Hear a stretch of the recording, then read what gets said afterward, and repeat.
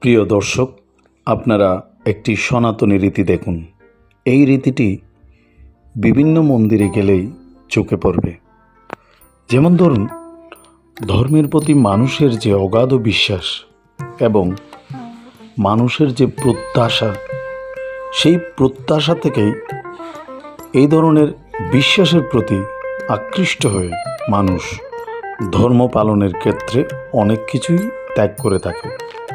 এই দৃশ্যটি চট্টগ্রাম জেলার সীতাকুণ্ড উপজেলার চন্দ্রনাথ মন্দিরে যাওয়ার প্রাক্কালে ভৈরব মন্দিরের সামনে অর্থাৎ ব্যাসকুণ্ডের সামনে থেকে ধারণ করা।